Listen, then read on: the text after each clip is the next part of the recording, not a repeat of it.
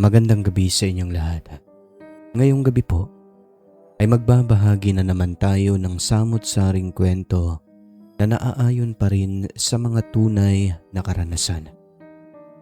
Medyo mahaba-habang kwento po ito mga kaibigan.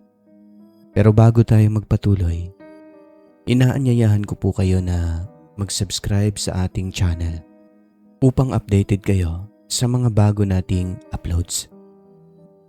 Halina, sabay-sabay nating pakinggan ang mga kwentong talaga namang nakakapangilabot.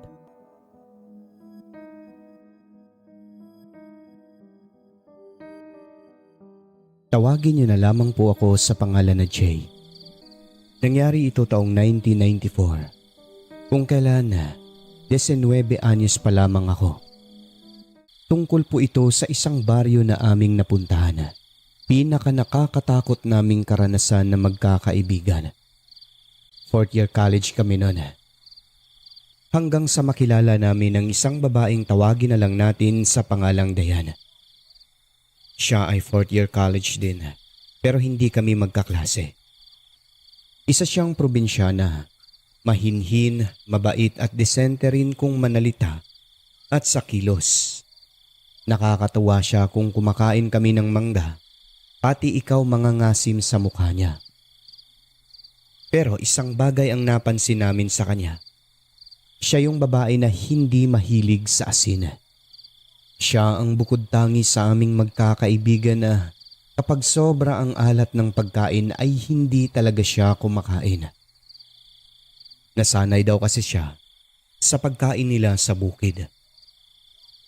Hindi maitatanggi sa panlabas na kaanyuan. Napakaganda po ni Diane, Sir Alex, kaya naman halos lahat ng lalaki ay may gusto sa kanya at isa na po ako sa kanila. Pero sikreto lang ang pagtingin ko sa umpisa. Minsan, nagkwentuhan kami at dumaan si Diane. Siya ang aming napag-usapan na magkakaibigan. Nagkabukingan, Sir Alex, pare-pareho kaming nagkagusto sa dalaga. Lihim lang dapat ang nararamdaman ko noon. Kaso nagulat na lang ako nang malaman ni Diana. Yung kaibigan ko pala na si Dencio, sinabi niya kay Diana na may gusto ako sa kanya. Nahiya talaga ako nung nagkausap kami. Hindi totoo yan, sinungaling yun si Dencio. Sabi ko pa sa kanya. Sagot naman nito, Os, huwag ka na nga magkunwari sa akin. Nararamdaman ko rin naman eh. Alam ko na may pagtingin ka sa akin. Namula talaga ako sa sobrang hiya noon, Sir Alex, at parang matunaw. At dahil lalaki nga, pinanindigan ko na rin talaga. Totoo rin naman kasi yun eh. At nararamdaman ko rin na para bang may gusto siya sa akin. Nang dahil doon ay hindi ko na pinalagpas ang pagkakataon. Kaya hayo naging malapit kami sa isa't isa. At sa paglipas lamang ng ilang araw, sabi nga nila, sunggaban mo na, baka sunggaban pa ng iba. Kaya hayon talagang niligawan ko siya. Sinagot niya ako, Sir Alex. Naging nobya ko si Diane kaya naman abot langit ang aking kasiyahan. Maraming natuwa. Siyempre marami rin namang nalungkot pagkat naunahan ko sila. Kami na ni Diane. Katagalan, naging malapit din siya sa aking mga kaibigan. Fast forward, graduate na kami nito. Summer that time. Naisipan naming magbabarkada na magbakasyon para ma-enjoy ang summer. Habang nag-uusap-usap kami kung saan pwedeng magbakasyon, ay bigla na lamang nagsalita ang isa kong kaibigan na doon na lang daw magbakasyon sa lugar nila Diane. Sa umpisa ay ayaw ng aking kasintahan pero nakangiti siya. Ang lapad ng kanyang ngiti.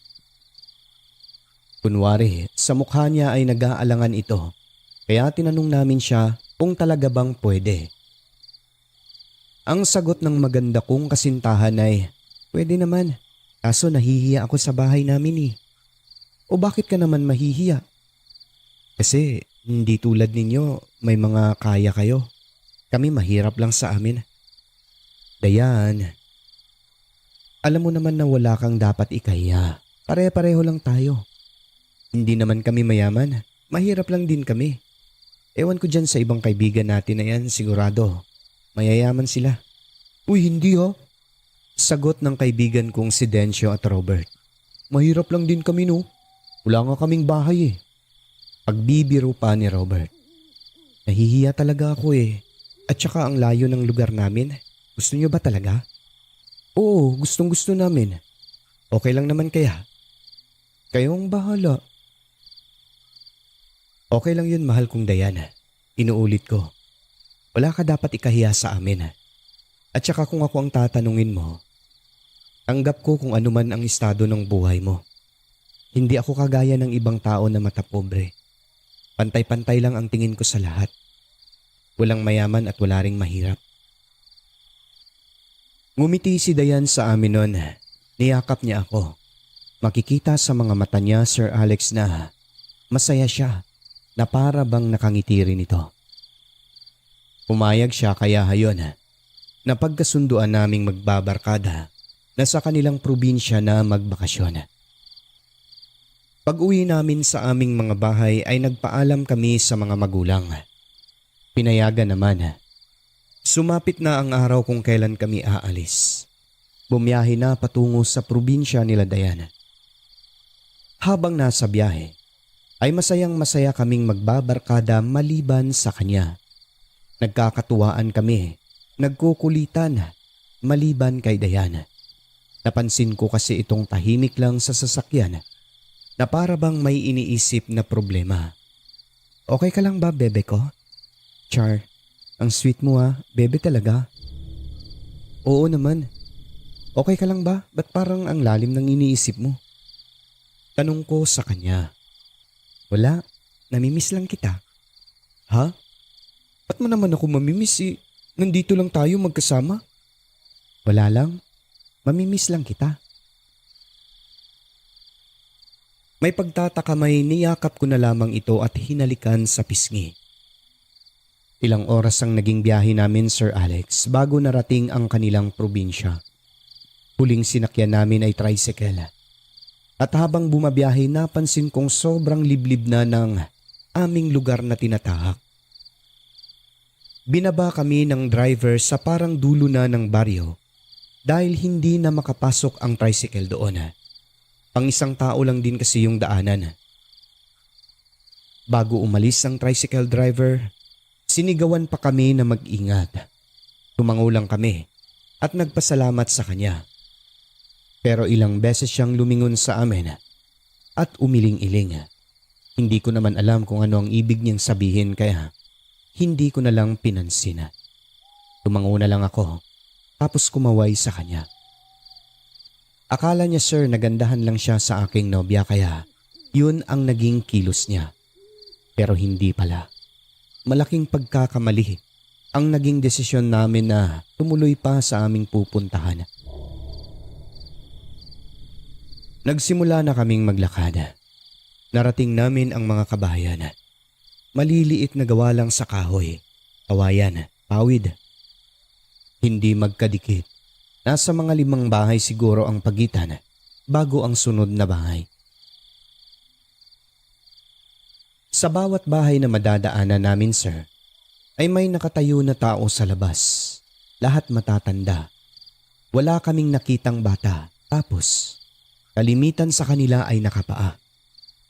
Kapansin-pansin na parang iba ang tingin nila sa amin. Hindi ko alam kung ganun lang ba talaga sila kasi nga mga dayo kami.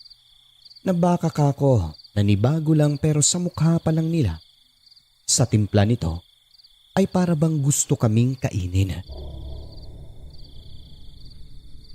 Isa ko pang napansin. Kapag tumitig sa kanila si Diana, ngumingiti ang mga ito. Siyempre hindi naman katakataka yun kasi nga magkabaryo lamang sila. Ngunit kung titignan o titigan mo naman sila ay umiiwas ng tingin. Diana, kilala mo ba ang mga tao rito? Oo. Bakit ganun sila kung makatingin sa atin? Ay hayaan nyo na lang, ganyan talaga sila kasi mga dayo kayo. Mga bago at mga gwapo pa. Aray, mukhang tinamaan ako ah. Pagbibiro ko pa sa kanya. Ganun daw talaga kapag may baguhan sa lugar nila, Sir Alex. Pero ako noon, nawirduhan talaga ako sa mga kilos at kung papaano sila tumitig sa amin. Payoko, matalas, at para bang hindi sila kumukurap. Nakakatakot at nakakakaba.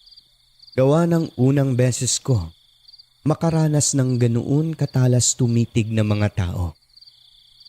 Maya-maya pa, may sumalubong sa amin na isang babaeng may edad. Puti na ang buhok nito. Ang mga ngipin niya ay itim dahil, ayon sa aking kasintahan, nagnganganga ito. Ang sabi ng aking nobya, siya raw ay asawa ng kapitana. Kinamusta niya kami. Kinamusta rin siya ni Diana. Nag-usap sila kami naman. Nakatayo lang sa gilid at nagkukwentuhan. Pati asawa ng kapitana, kung makatitig sa amin akala mo ay mga pagkain kami. Titigan ka ba naman mula ulo hanggang paa? Tapos ang lawak pa ng ngiti. Ang sabi nito, may mga bisita ka pala, Dayan. Opo manang, mga barkada ko po sila sa paaralan. Binati namin ito, Sir Alex. Sabi niya, mabuti at nakapasyal kayo sa aming baryo, tamang-tama. Biglang hinila ng babae yung aking kasintahan at nag-usap sila sa unahan. Habang ganon, kami naman ay naglakad sa unahan dahil pinagmamasdan namin ang kapaligiran. Kahit kasi tahimik ang lugar na iyan, hindi maitatanggi na napakaganda ng tanawin doon. Presko pa ang hangin at malayo talaga sa polusyon. Nang maya-maya pa, mula sa talahiban ay bigla na lang may lumabas na isang matandang lalaki. May kagat-kagat itong manok na patay habang naglalakad. Hala, ano yung kinakagat niya? Patay na manok? Sabi pa ng kaibigan kong si Dencio. Si Dayan naman nagpaalam na sa asawa ng kapitan at lumapit na sa amin. Ang sabi niya, wag daw namin pansinin dahil may diferensya daw yun sa pag-iisip. Pero nung ituro siya ng asawa ng kapitan, umayos naman. Ang nasa isip namin talaga, grabe, patay na manok hawak ng kanyang bibig habang naglalakad. As in may dugo-dugo pa talaga. Nandiri talaga kami nun, Sir Alex, dahil nagkalat ang dugo sa kanyang mukha at sa kamay. Noong dumaan siya ay titig na titig ito sa aming magbabarkada. Ang weird naman ng mga tao dito, sabi ni Robert. Kaya nga bakit hilaw talaga yung kinakain? Hindi ba pwedeng tanggalin na lang muna yung balahibo tapos isalang sa apoy? Kaya nga Ngunit binaliwala namin yun. Gawa ng sabi nga ng aking kasintahan, Sir Alex, ay may diferensya sa pag-iisip ang matanda na iyon. Hindi lang ako. Pati mga barkada ko ay nagtataka na rin sa kilos at asal ng mga tao sa baryo na iyon. Napaka-weirdo talaga at nakakatakot ang mga tingin nila. Nagpatuloy na kami sa paglalakad. Ilang sandali pa may nakasalubong naman kaming isang matandang babae at ang sabi nito, ang bango-bango ng mga binata. Hindi rin namin binigyan ng maling kahulugan gawa naman. Totoo naman po na mabango talaga kami. Ganon talaga kapag binata. Isa kasi yun sa mga requirements para makahanap ka ng kasintahan. So hayun na nga po. Ilang metro pa ay narating na namin ang mismong bahay ng aking nobya. Agad naman po kaming sinalubong ng kanyang mga magulang, Sir Alex. Ang ipinagtataka lang namin sa bungad nito, "Uy, pasalubong! Halika kayo, Dayan! Papasukin, pasalubong!" E di nagkatinginan na naman kami sapagkat wala naman po kaming bit-bit na pasalubong. Napatingin pa kami at napatanong kay Dayan kung may dala ba siyang pasalubong kasi sa pagkakaalam talaga namin ay bag lang ang aming dala-apat. Biglang bawi naman ng tatay niya at sinabing papasukin ang bisita. Huli na naming nalaman na kami pala ang tinutukoy na pasalubong. Ngunit dahil sa katangahan at laking syudad, ay hindi po namin yon nabigyan ng maling kahulugan. Ang nasa utak kasi namin noon ay mag-enjoy sa naturang lugar. Pumasok na kami sa terrace ng kanilang bahay na yari sa kahoy. Ang mga sahig ay pinagdikit-dikit na kawayan. Yung iba may mga butas na. Yung bahay po na makikita natin sa mga probinsya ang disenyo ng kanilang bahay. Matapos noon ay isa-isa kaming ipinakilala sa kanyang mga magulang. Inay, itay, ito po ang mga kaibigan ko, si Dencio at si Robert. Ito naman po, nobyo ko si Jay. Sila po ang sinasabi ko, mga kaklase ko po sila sa paaralan. Sagot naman ng kanyang tatay. Mabuti anak. Ikinagagalak ko kayong makilala ang mga dudong. Sige, pasok. Inay, mag-init ka na ng tubig dahil magkakatay tayo ng manok para sa mga bisita. Dali-dali namang tumalima ang kanyang asawa. Yung mga magulang niya, Sir Alex, gaya ng ibang taong nadaanan namin doon, ay matalas din kung makatitig. Nakakatakot ang mga mata nila, pero lagi naman po silang nakangisi noon. Ang lawak pa nga eh. Kung gabi sa lugar na yon, literal na parang uling sa dilim kasi walang kuryente. Tanging lampara lang ang gamit ng mga tao roon. At yun na nga, maya-maya ay lumabas muna kami at nagpunta sa may upuan. Si Dayan naman nasa kusina noon. Kinakausap siya ng kanyang mga magulang. Nagbulungan kami doon. Napatanong ang aking mga barkada kung bakit ganon ang mga magulang ng aking nobya.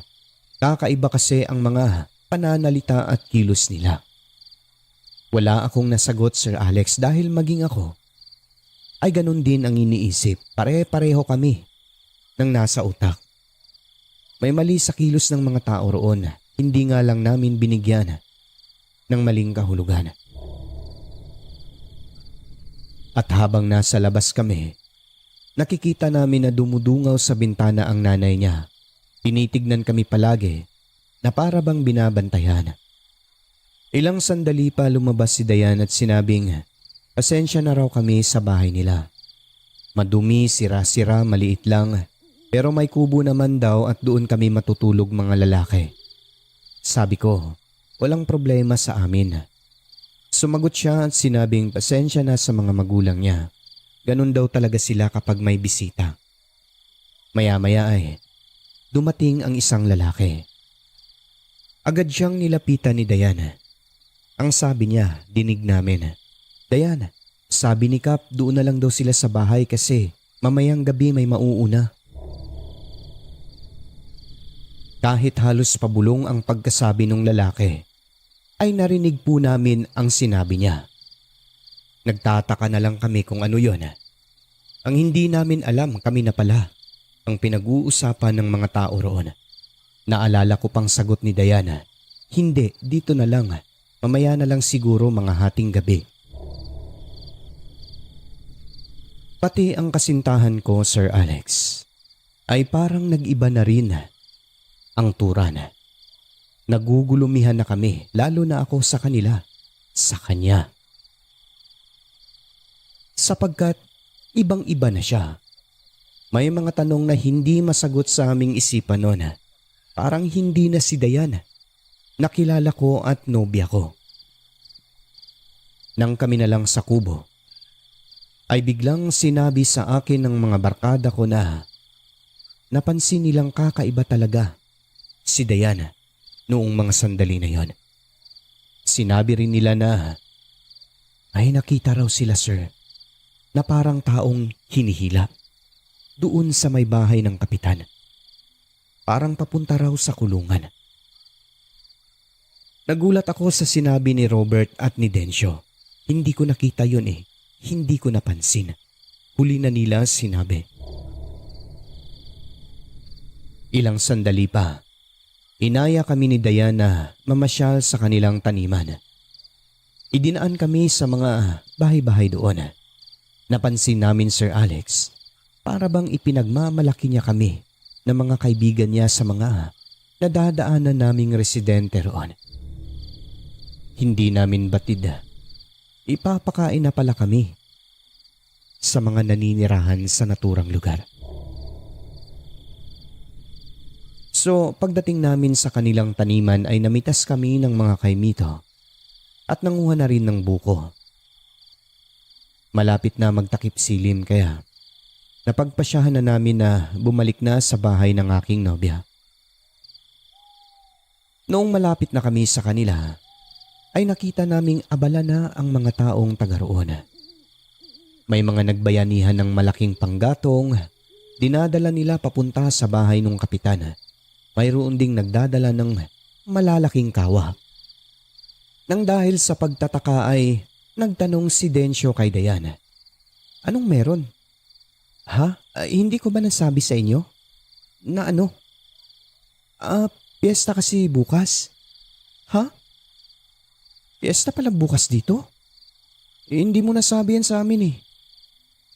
So ibig sabihin marami palang pagkain bukas? Sagot ko naman kay Diana.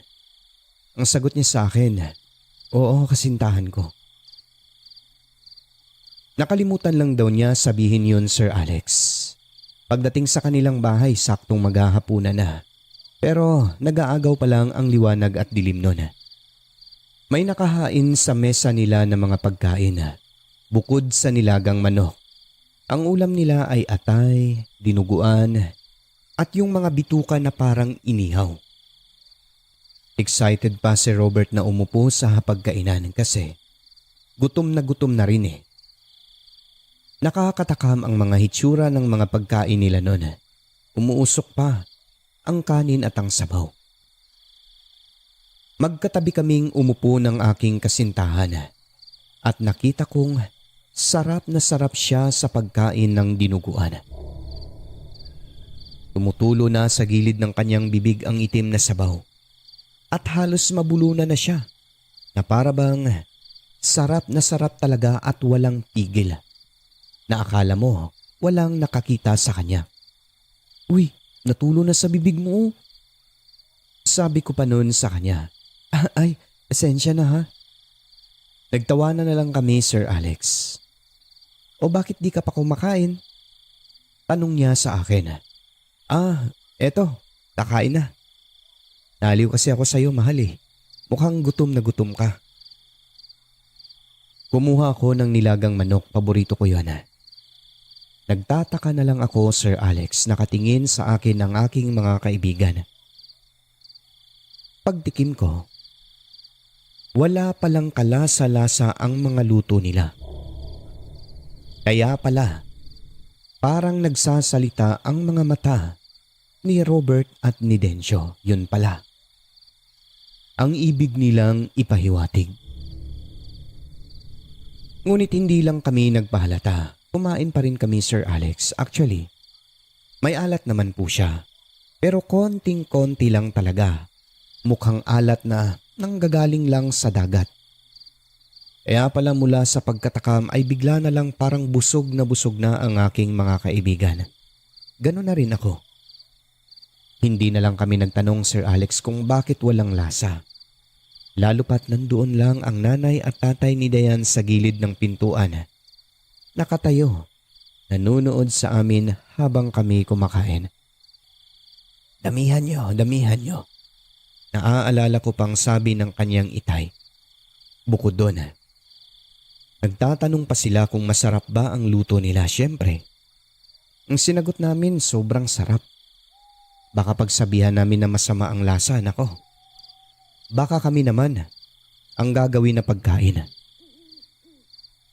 Pero sa hindi inaasahan ay muntik po talaga yun na magkatotoo. Ilang beses namin inaya ang mga magulang ng aking kasintahan na kumain. Mauna na raw kami dahil busog pa sila. Actually sir, tinikman ko lahat ng putahe sa mesa. Nakakaduwal ang dinuguan at bituka. Mukhang masarap tignan pero wala talagang kalasa-lasa at yung bituka ay malangsa masyado.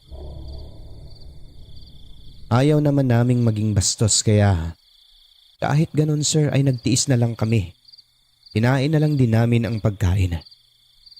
Pagkatapos ay dumiretso na kami sa kubo sa labas.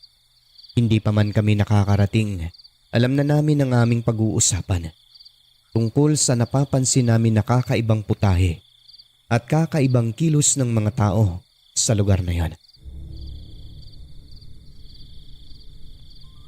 Sa totoo lang Sir Alex, inutuban na kami ng hindi maganda ng mga oras na yon na para bang may masamang mangyayari sa aming magkakaibigan.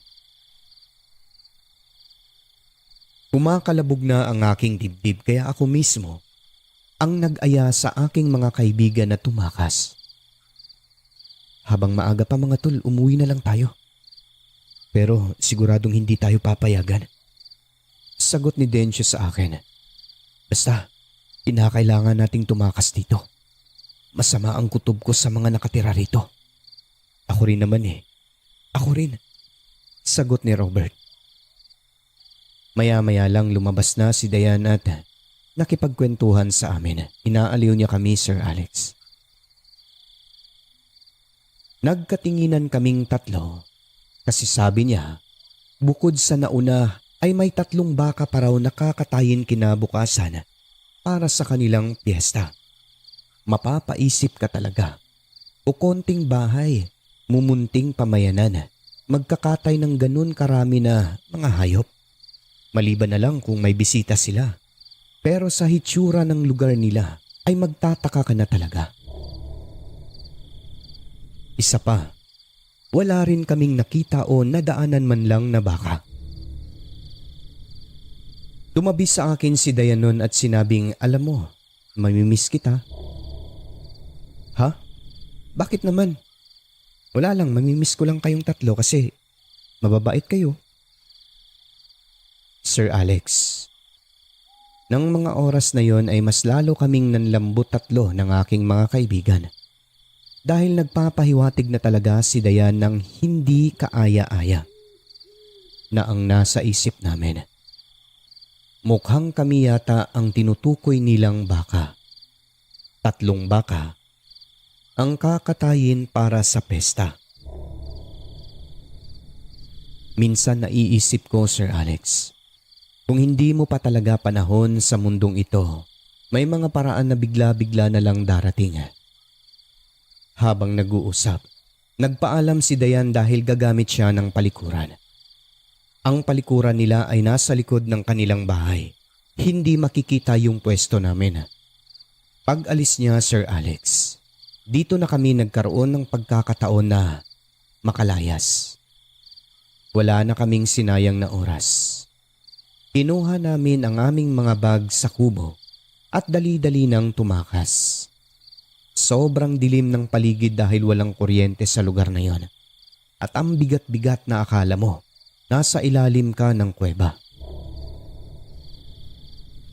At ng mga sandali na yon, nararamdaman namin na may mangyayari sa aming masama sa lugar na iyon kaya wala na talaga kaming sinayang na oras.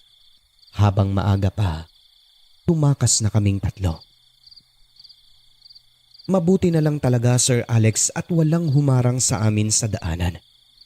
Yung mga nadaanan naming bahay kanina na may mga taong nakatayo sa labas. Nang mga sandali na yun ay sobrang tahimik at parang walang tao. Ang nakita lang namin na may malaking apoy ay yung bahay ng kapitana. Doon din maraming tao na parang nagsasaya sila. Maya-maya lang, may narinig kaming sigaw doon na parang pinapahirapan na tao. Yung sigaw niya, parang sinakluban siya ng malaking tabo. Labis kaming natakot tatlo. Dire-diretso ang takbo at ibinigay talaga namin ang buong lakas. Sa awa naman po ng Diyos, narating namin kung saan kami ibinaba ng tricycle. Patuloy kami sa pagtakbo hanggang sa marating namin ang bahagi kung saan may mga ilaw na at kabahayan. Kung susumahin siguro, nasa mga 5 kilometro rin ang aming natakbo. Hanggang sa may nakita kaming naguumpukang mga kabataan. Nagpapaaway pala sila ng salagubang. Tinanong nila kami kung ano ang nangyari. Saan daw kami galing at sino raw ang humabol sa amin. May lumabas na matanda. Doon ay kinuwento na namin ang buong pangyayari. Sinabi ko sa kanila na dito kami galing sa baryo ng aking kasintahan na si Dayan. Naghalo-halo na ang emosyon namin, Sir Alex. Dahil sinabi nila na ang baryong pinuntahan namin ay baryo ng mga aswang na kung tawagin sa lugar ay abwak. Maswerte pa raw kami dahil nakatakas. Mabuti at hindi raw ginapos at kinatay agad. Hanggang sa hindi na kami makapagsalita sa sobrang pagod nun. May nagmagandang loob sa amin. Dinala niya kami sa bahay nila at doon kami nagpalipas ng gabi. Kaya pala sinigawan kami ng tricycle driver na mag-ingat bago ito tuluyang umalis. Ay nanganganib pala ang buhay namin sa baryo na yon. Ayon pa sa nakausap naming taga roon, siguro may mga naunang kinatay sa bahay ng kapitan kaya may narinig kaming sigaw na parang tinakpan ang bunganga. Siguro kung hindi raw kami nakatakas kaagad, kami ang isusunod kaya sobrang pasalamat talaga naming tatlo ng aking mga barkada, Sir Alex.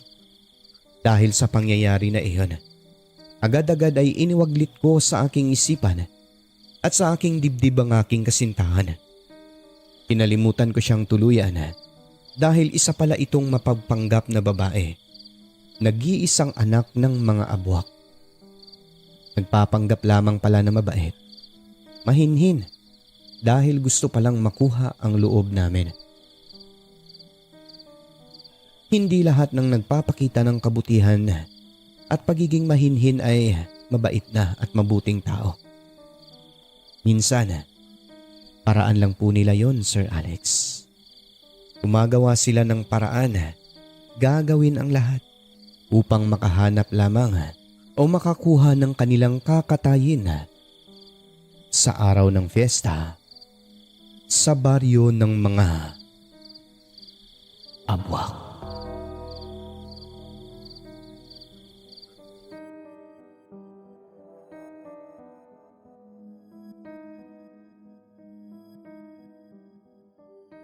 Magandang araw o gabi po sa inyo, Sir Alex, at sa lahat ng listener ng inyong channel.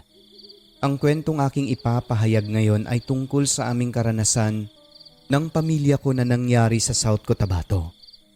Hango po ito sa totoong buhay, karanasan ng aking nanay. Itago na lang natin siya sa pangalang Alexandra. Uunahin natin ang karanasan niya. Ang pangalawa ay sa aking kuya na si Vector, panganay naming kapatid. Ang pinakahuli ay karanasan ko mismo. Siyempre ako na po ang bida rito, ang Adonis ng Coronadal City. Itago niyo na lang po ako sa pangalan na Masanting. Hindi na ako magpaligoy-ligoy pa. Ito na po ang kwento ng aking nanay tungkol sa isang dakilang bantay. Ang aming nanay ay empleyado sa isang factory ng dilata o yung tuna sa General Santos City. Gabi na siya umuuwi kasi magbabiyahe pa from Jensan to Marvel. Isang gabi noon, sa kalagitnaan ng biyahe niya, nadisgrasya po sila around 6 p.m. ng gabi, malapit na po ito sa bayan ng Pulumulok.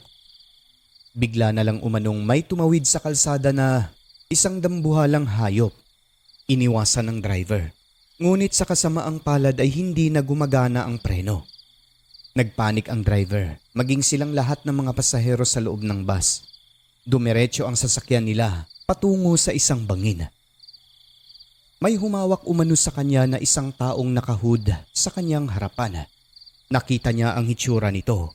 Napakagandang nilalang na umaapoy ang mga kamay na humahawak sa kanya palabas ng bus. Kaya nakakapit siya sa may semento sa gilid ng bangin. Nakita nila na yung bus ay dumiretso talaga sa baba. Wasak lahat, walang nakaligtas, walang buhay na natira roon sa sobrang lalim ng bangin na yon. Dahil sa biglaang pangyayari, ay tanging luha at nginig sa takot ang naramdaman ni Mama noon habang nakahiga sa gilid ng bangin. May mga sugat siya na natamo Pero hindi naman ganun kalala. Ang dahilan, merong nagprotekta sa kanya. Yun yung isang taong nakahood na isang babaeng sobrang ganda. Ang ipinagtataka niya lang noon, umaapoy daw ang mga kamay nito habang nakalambitin siya sa bangin. Ilang oras ang dumaan ay wala pa ring nakarescue sa kanila noon. Sa tindi ng sakit ng katawan ay halos hindi makatayo ang aking mama. Hanggang sa may naririnig siyang ingay sa unahan. Pagtingin niya, may dalawang nilalang na nagsasalpukan. Malalaki ito, dambuhala. Sa kanyang kuryosidad, minabuti niyang magkubli na lamang muna sa takot na baka madamay siya sa dalawang nilalang na nag-aaway.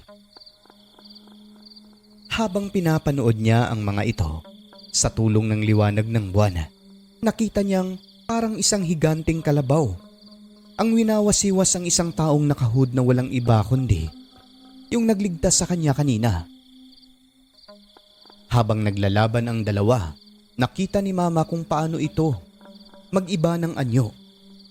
Ang kalabaw ay naging isang babaeng parang diwata na ang damit ay sobrang haba. Lumulutang ito sa hangin at ang mga buhok ay kusang kumikilos at sobrang haba rin ng dila.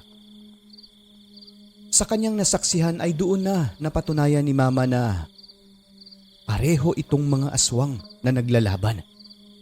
Yung nagligtas sa kanya na nakahood, nakita niya ring naging isang lobo ito na sobrang laki. Habang naglalaban daw ang dalawang nilalang na ito, ay napako siya sa kanyang pinagtataguan. Hindi alam ang gagawin na halos wala na raw. Lumalabas sa boses niya dahil sa kakaiyak, takot at kaba. Narinig niyang nagsalita ang mga ito. Ang sabi nung isang parang bruhang diwata, "Pakialamera ka talaga kahit kailan, Maxine. Dapat sa'yo ay mapatay ka na. Isa ka lang bantay, buwisit ka." Sabi ng bruhang aswang na nakakagimbal ang boses. Sobrang lakas din ng lobo. Sa bawat atake nito, talsik talaga ang bruha. Hanggang nakita rin ni Mama kung paano mag-anyong tao yung lobo na yon. Maya-maya pa, lumapit ito sa kanya na nasaan yung tao na. Ang sabi nito, puntirya ng aswang ang mga tao sa bus para gawing handaan sa nayon ng mga aswang. Nagkataon pa na buntis ka, kaya ganun katindi ang inaasam-asam nila sa'yo. Umalis ka na dito sa lugar bago mag-alas 12 ng gabi. Habang may oras pa, lumakad ka na. Tunguhin mo ang direksyon na ito. May makita ka sa unahan na kubo. May isang babaylan na nakatira diyan. Doon ka maliligtas. Bukas ng umaga ka na lang umuwi. Kinakailangan ko nang umalis. At saka, huwag mo nang ipagsabi kung ano man ang nasaksihan mo ngayong gabi. Wika ng taong lobo. At yun na nga, paglakad nito ay bigla na lang naglaho sa karimlan. Tinahak na ni Mama ang sinasabi nitong tutulong sa kanya hanggang sa narating niya nga ang kubo ng babaylan. Tinulungan siya nito hanggang sa makauwi sa amin. Ito naman po ang kwento ng aking Kuya Vector sa bayan pa rin ng Pulumulok kung saan taga roon ang kanyang nililigawan na babae. Ayon kay Kuya, nasa liblib na kabukiran ang bahay ng babae. Bago ito marating ay mayroon pang madadaanan na slaughterhouse o katayan ng mga hayop. Tapos sa kabila naman, sementeryo. Kung hindi lang mahal ni Kuya ang babae, nako, hindi niya titiisin na maglakad ng ganun kalayo. Ang matindi pa, kapag gabi ay nakakatakot yung mga daanan doon, lalo na yung katayan ng hayop dahil sa sobrang langsa at baho ng amoy doon na nakakadagdag din talaga ng takot. Tapos yung sementeryo. At eto na nga po, isang araw ng sahod niya, kaugalian na ni Kuya na mag-date silang dalawa ng kanyang jowa. Ngunit sa oras na yon ay hindi daw sumipot ang girlfriend niya sa kanilang tagpuan. Kaya kahit gabing-gabi na ay napasugod ang aking Kuya na wala sa plano niya para sunduin lang yung kanyang girlfriend. Dito siya nakaranas ng pambabagat. Habang naglalakad siya sa malalim na gabi sa gitna ng kakahuyan, bigla na lang may sumulpot sa kanyang likuran at sumusunod na kabaong. Tagaktak ang kanyang pawis sa sobrang takot. Walang ano-ano'y takbo na si kuya habang nakailaw ang flashlight sa kanyang dinadaanan. Tuloy-tuloy lang ito. Wala nang lingon-lingon. Takot na takot siya baka maabutan ng kabaong na baka ipasok siya sa loob. Maya-maya pa'y naiibsan na ang kanyang takot nang makitang may liwanag na sa poste, hindi kalayuan sa kinaroroonan, na kung saan ay malapit na siya sa bahay ng kanyang girlfriend. Pero bago makarating doon, ay madadaanan muna yung sinasabi kong katayan ng hayop. Nakatawag ng pansin sa kanya ang isang taong pumapalahaw, sumisigaw na tila humihingi ng saklolo. Sa bandang part kasi na yon, Sir Alex, sabi ng kuya ko, wala na talagang katao-tao para makarinig ka ng ganon na may humihingi ng tulong. Nagkataon lang na napadaan siya 10 oras ng gabi. Ang nangyari, pinuntahan niya talaga yung lugar kung saan niya naririnig yung tao. Yung slaughterhouse mismo, katayan ng hayop. Doon kasi nagmumula ang ingay, nagmamakaawa ang tao. Nang makarating na nga siya roon, ingat na ingat ang kuya ko para hindi siya mapansin o makalikha ng ingay. At upang malaman niya kung bakit may umiiyak na tao sa loob na nagmamakaawa. Sa kanyang pagmamasid, ay may nakita siyang butas sa dingding. Doon niya nasaksihan ang 2 lalaki na pinagtutulungan nilang molestyahin ang batang babae. Ginahasa umano nila ito. Walang kaluluwa ang mga gumahasa. Gustuhin man niyang tulungan ang bata ay natatakot siya. Pero ikinagulat niya ang mga sumunod na nangyari. Paano kasi? Matapos ang eksena na yon, kinain daw ng 2 lalaki ang bata. Nilantakan ang katawan nito. Nanlaki ang mata ni kuya. Mga aswang pala ang nakikita niya. Mahahaba umano ang pangil sa bibig nito, pati na ang mga kuko. May matang sobrang pula, sobrang nakakatakot na halos mapaihi ang kuya ko sa kanyang salawal. Matapos noon, hindi na niya alam ang sumunod na nangyari sa lugar na iyon. Ang huli niyang naalala, bigla na lang may sumulpot sa kanyang likuran. Walang iba, kundi ang kanyang kasintahan na nagsabing, "Hi babe." Paggising ng aking kuya, nakalambiti na siya ng patiwarik, nakatali ang kamay at paa, duguan ang ulo, sa tindi ng pagpalo sa kanya. Nawalan siya ng malay. Nagwawala na sa galit ang kuya ko ng mga sandali na yon. Kaharap niya mga taong halimaw, mga aswang. Doon na pagtanto ni kuya na ang slaughterhouse na yun ay katayan ng tao, hindi hayop, palengke raw ng mga aswang. Akala ni kuya ay yun na ang katapusan niya dahil lahat ng nakikita niya na nasa harapan ay mga karne ng tao, nakasabit na parang mga paninda lang. Sa hindi inaasahang pangyayari ay nagkagulo na lahat ng mga aswang sa loob dahil sa isang estrangherong tao na naghasik ng gulo. Halos hindi daw makaporma ang mga aswang sa taong ito. Babae, maganda. Ngunit ang mga mata nito ay parang aso. Kanyang buhok ay kulay gray at puti. Habang pinapalibutan daw siya ng mga aswang ay bigla na lang umatake ang tao na yon. Takot na takot ang mga aswang dahil sobrang lakas nito. Tipong tumitilapon talaga ang mga nilalang. Habang nagkagulo lahat ng mga aswang ay nakakuha ng pagkakataon si kuya upang makatakas. Sa kanyang pagtakas, nakita niyang nakikipagbuno yung isang taong umaapoy din ang mga kamay gaya ng nagligtas sa aming nanay. Nakita niyang sinasakal nito ang girlfriend ni kuya na isa ring aswang. Nang dahil doon, nakatakas siya sa awa ng Diyos. Aswang pala ang buong pamilya ng kanyang kasintahan. Kung hindi raw dumating ang kung sino mang nilalang na yon, babaeng maganda, ay malamang sa malamang kinarni na si kuya ng mga aswang. Mula noon, hindi na nag-girlfriend si kuya hanggang ngayon dahil natakot siya sa kanyang naging karanasan. Pero may regret daw siya sa kanyang buhay.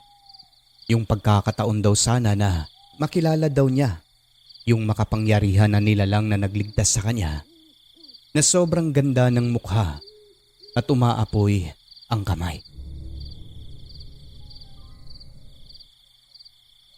At eto naman po ay karanasan ko mismo sa isang dakilang bantay na kung tawagin namin. Taong 2022 ay nasa Saudi Arabia ako. Doon ko nakilala ang isang transgender na tao. Mabait, simple, maganda pero mas starstruck ka talaga sa personal. Lalo na sa kanyang busilak na puso. Kung saan ka man ngayon, Maxine, shoutout sa'yo. At sa kanyang best friend si Marjorie Batuon at Elimar. Yan pagkakatanda ko noong lagi niyang binabanggit sa akin. Naway mabigyan daan ito sa kanila para makarating kay Maxine. Sana okay ka na at umaasa ako magkikita pa tayong muli dito sa Pilipinas. So ito na nga po ang aking kwento, Sir Alex. Doon sa Saudi Arabia ay pag weekend wala akong work. Kaya minsan hilig ko talaga yung mag-joyride na kasama mga barkada ko roon. Isang beses habang nagmamaneho, bigla na lang kami sumalpok sa isang van. Sa isang iglap, patay lahat ng kasamahan ko at maging yung nakabangga sa amin. Milagrong ako lang po ang nakaligtas sa aming lahat. Pagdilat ng aking mata, ay may isang maamong mukhang tao na aking nasilayan. Walang iba kundi si Maxine. By the way, bago kami magkita ni Maxine sa hospital after sa aksident ko, ay doon kami nagkabanggaan sa loob ng mall. Sa sobrang pagmamadali ko kasi noon, ay hindi ko napansin ang mga nakakasalubong ko sa sobrang dami na rin ng tao sa daraanan. At yun na nga po, nagkabanggaan kami ng taong ito. Natumba ko siya. Sa tindi ng pagkahiga niya sa sahigay, halos umibabaw ako sa kanya. Nasa amin na lahat ng spotlight ng tao, sobrang hiya ko talaga noon sa nangyari. Inabot ko ang kamay ko sa kanya para makabangon lang siya. At yun, natulala lang siya sa akin. Pagkatapos humingi ako ng sorry sa kanya. Pero yung mga kamay namin nanatiling nakahawak pa rin na hindi ko na namalayan. Yung seconds lang parang nakuryente ako sa kamay niya. Saka lang ako natauhan. Sabi ko naman, mauuna na ako. Yung sagot naman niya sa akin, gabayan ka ng gabay ko. Mag-iingat ka. Yun lang narinig ko sa kanya. Ang weird nga eh. Kakaiba kong magsalita. At yun na nga, nasa ospital na ako. Sinundan niya talaga ako kasi alam niyang may mangyayari sa akin. Ang sabi niya, nakita niya raw lahat yung future nung hawakan niya ang mga kamay ko nung nagbanggaan kami sa mall. Nakita niya yung aksidente na yon kaya pinrotektahan niya ako. Napagtanto ko, Sir Alex, na hindi lang siya mabait. May angking talento pa kasi nakikita niya ang hinaharap ng mga tao pag nahahawakan niya. Ang kamay o kahit yung bagay lang. Especially sa akin. Fast forward. Nagkamabutihan kaming dalawa hanggang nahulog sa point na niligawan ko siya at naging kami na or magjowa. Kahit transgender lang siya ay siya na yata ang pinaka-special na nilalang sa mundo. Mantakin mo, hindi ko lang siya gabay kundi hero pa ng ilan. One day po naglalakad kami going Cornic Highway kasi pag winter season ay sarap mag-walking on the street. Sa hindi inaasahan ay nakasalubong kami ng isang matandang Sudani. Which daw yun, sabi ni Maxine sa akin. Alam mo, Sir Alex, bigla niya inusalan ng mga salita yung partner ko at sabay dinuroan sa mukha. Ang nangyari para itong kandila na tumba at ako naman hindi makagalaw. Pinanood ko lang sila. Kahit ano gawin ko hindi ako makagalaw talaga. May mahika siguro na ginamit ang witch. Buti na lang hindi siya nakahawak sa kamay ni Maxine dahil parang may gagawin pa siyang masama. Kabaliktaran ang nangyari nun pag-akma niya. Kasi nung nadampi niya ang kamay ni Maxine ay bigla na lamang po siyang nanginginig. At bumalik din naman kagad ang lakas ni Maxine nun. Ang bilis ng mga pangyayari, Sir Alex. Bigla na lang naging iba ang kulay ng mata ni Maxine maging ang kanyang buhok. Nakikita ko rin talaga kung paano umuusok yung dibdib ng matandang bruha dahil sa kamay ni Maxine. Tinuluyan niya po talaga ito. Mula noon nagbakasyon kami sa Pilipinas upang iwasan ang mga nangyari doon sa Saudi. Naninigurado lang na pag-aakala ay ligtas na kami sa Pilipinas, ngunit sadyang hindi kami tinatantanan ng mga kababalagan. Kasi hanggang sa probinsya namin ay hindi kami tinatantanan. Mapaaswang man yan at maligno ay aking nararanasan pa rin sa piling ng dakilang bantay. Nang magkita sila ni Mama, sabi niya, ikaw nga yung nagligtas sa akin. Yung nagligtas daw sa kanya sa bingit ng kamatayan doon sa may bangin. Pero nagkibit balikat na lang itong jowa ko habang binabantayan namin ang mga manganganak na buntis na asawa ng Kuya Vector ko. Kasi po inaaswang sila noong time na dinala ko si Maxine sa bahay. Nang magkita sila ng aking kuya, tulad kay Mama ay ganun din ang kanyang naging reaksyon. Si Maxine din daw. Siya ang nagligtas sa aking kuya noong muntik siyang mapahamak sa may palengke ng mga aswang sa lugar ng kanyang kasintahan. Kung saan ka man naroroon ngayon, Maxine, mahal na mahal ka namin, isa kang hero. Ikaw ang dahilan kung bakit hanggang ngayon ay nabubuhay pa kami. Ikaw talaga ang dakilang bantay.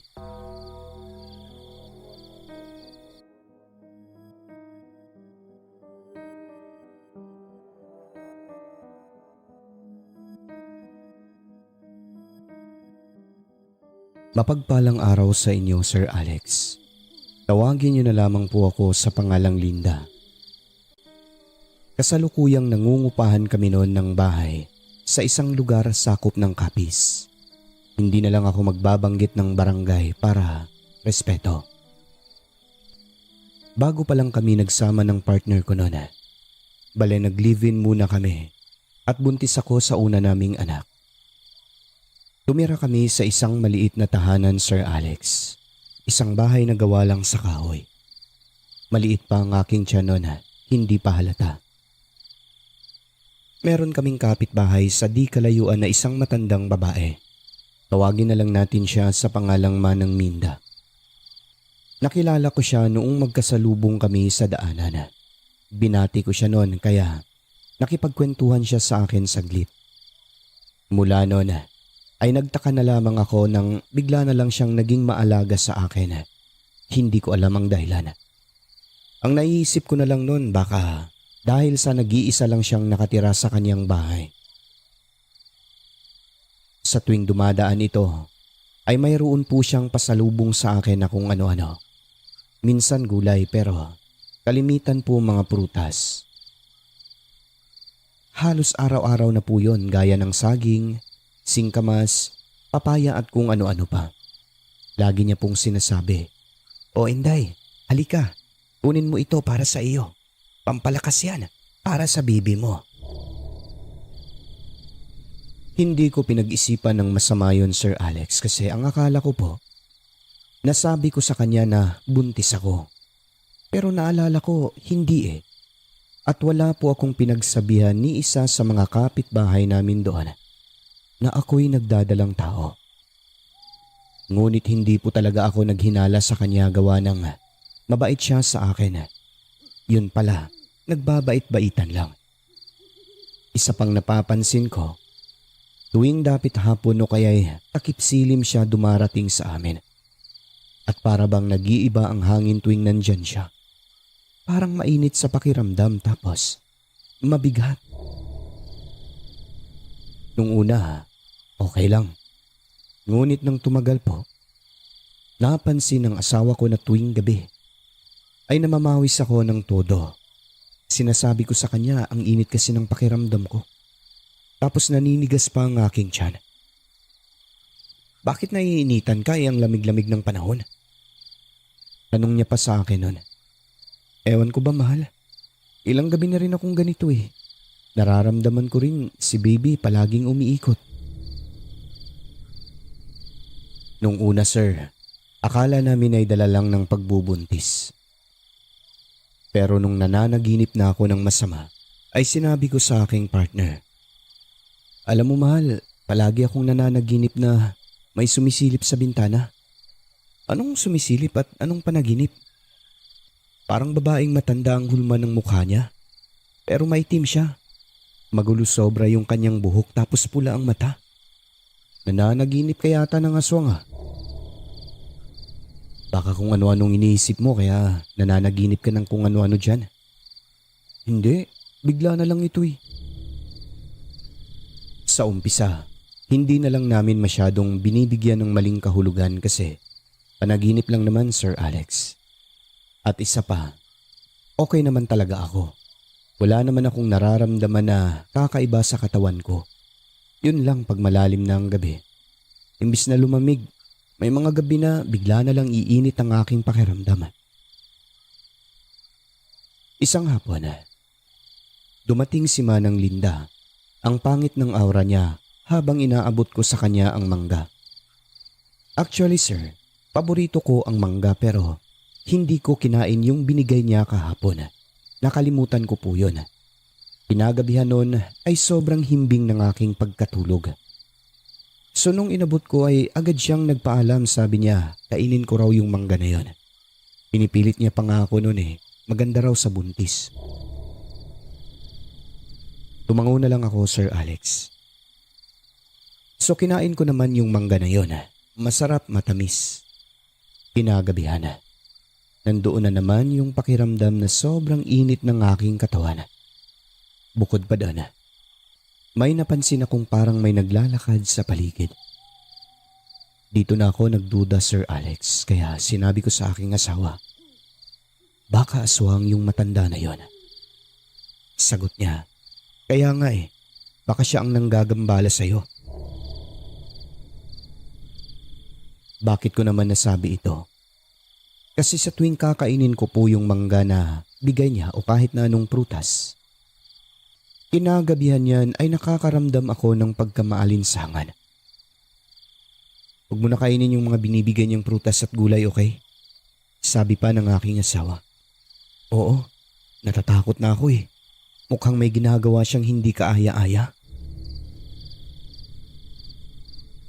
Kinabukasan ng hapon ay nakangiti naman itong matanda na nag-aabot naman ng santol sa akin.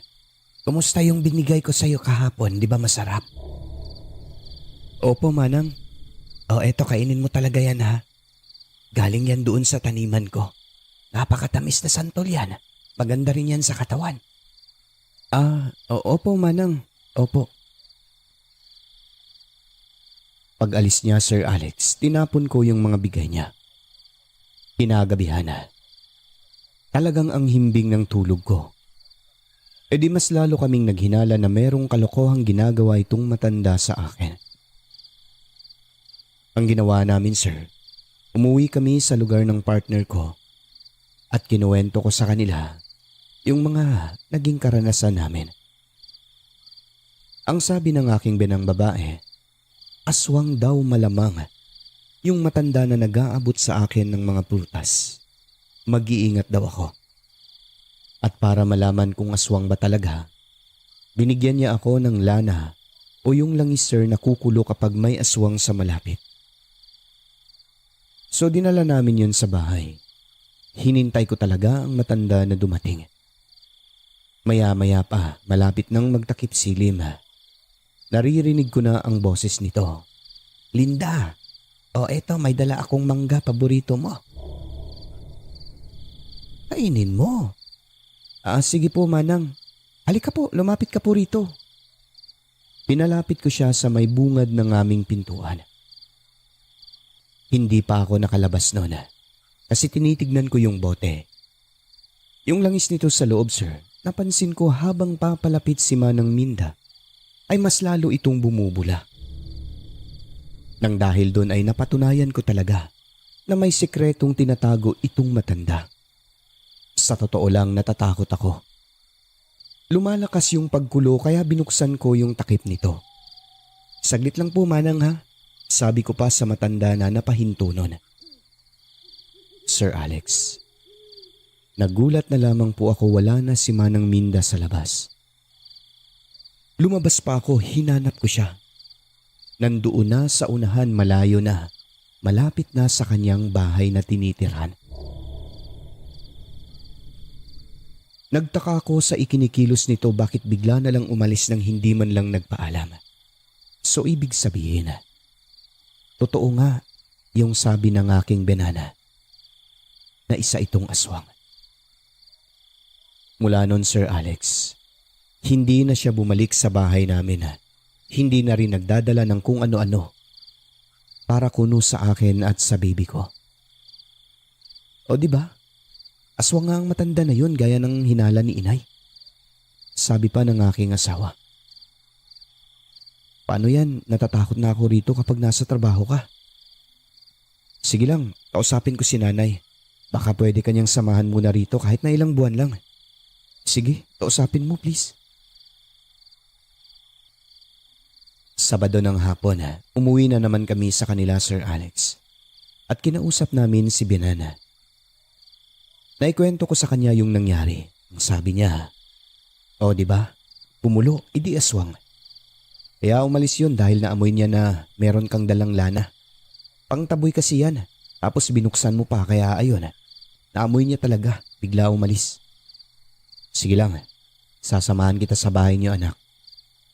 Salamat po, Nay. Ilang beses kaming nag-abang, Sir Alex, ni inay sa amin pero hindi na talaga dumadaan doon ang matanda. Ayon pa sa binan ko, nahiya na raw ito malamang kasi nabuking na aswang. Nang dumating ang binan ko sa bahay namin, marami siyang inutos. Huwag kayong magbukas ng bintana paggabi na. Maglagay kayo ng bawang at asin sa tabi ng mga bintana at pintuan. Lahat ng yun sinunod po namin. Akala ko, sir, okay na eh. Kasi kasama na namin si nanay. Hindi na dumadaan yung matandang kapitbahay at nakakatulog na rin po ako ng maayos. Ngunit isang gabi, nagising kami dahil may kumakaluskos sa bubong ng pawid. Ako ang unang nagising. Nagtaka na lang ako, parang may naghahalukay. Pero mahina lang na tila. Nag-iingat na hindi makalikha ng malakas na tunog. Una, hindi ko lang pinansin. Nakiramdam lang muna ako. Bigla na lang naglaho sa bubong, akala ko umalis na. Ngunit makaraan lamang ang ilang minuto. Bigla na lang bumukas ng dahan-dahan ang bintana namin. Hindi ko lang alam kung nakalimutan bang lagyan ng lock o sadyang nabuksan ng aswang. Pagkabukas nito, paunti-unti. Ilang sandali pa. Nanlaki ang mata ko, nanindig ang mga balahibo, at parang nabingi ako sa sobrang takot, Sir Alex. Paano kasi? May sumilip sa labas na nakabaliktad pa ang mukha. Isang mukha ng aswang. Para siyang nakadikit sa ibabaw ng bintana namin na animoy gagamba. Ang mga buhok nito gumagalaw at pumapasok sa bintana namin. Alam niyo, sir, sa totoo lang, may bawang po doon at asin. Minsan naiisip ko na lang talaga kung totoo ba ang bawang na pangtaboy. Pero ang sagot sa akin ni Binana, may mga aswang po talaga na hindi raw takot sa bawang. Puwera na lang sa asin kasi nakakapaso raw sa balat nila yan. E paano naman mapaso? Nakabaliktad ang aswang nun sa bintana namin. Dito na ako napasigaw, Sir Alex, ng sobrang lakas. As in tili talaga, na para bang wala ng bukas. Nang dahil doon ay naalimpungatan ng aking asawa at ang aking binan. Ang partner ko agad niyang nakuha ang kanyang itak sa gilid. Si nanay naman napasigaw na rin dahil nadala siya sa aking reaksyon. Turo ako ng turo nun sa bintana, aswang-aswang. Nakita rin po nila ang nilalang, Sir Alex. Ang asawa ko, binato niya ng itak pero hangin lang ang tinamaan. Ang bilis lang po naglaho ng aswang. Nakarinig na lang kami na may lumipad na parang malaking ibon dahil sa lakas ng pagaspas. Ang nanay ko po, sir, hindi nakatiis. Galit na galit siya sa nangyari. Pati siya nakasigaw eh. Takot na takot din. Pero ang inaalala niya ay ako at ang apo niya. Dahil doon, kinabukasan umagang umaga, umuwi siya at sinundo ang kilalang albularyo. Pagbalik nila, sir, ng bandang hapon, ay agad tinungo ang bahay ni Manang Minda. Tinatawag nila pero hindi talaga nagpakita. Aswang ang hayop na yan, siya yung kagabi. Lumabas ka dyan, matandang aswang. Pagsisigaw pa ng aking nanay. Na halos magskandalo na ang aking inay doon, pero wala talagang nagpakita, kaya naman hinayaan na lang din nila. Umuwi na lang sila.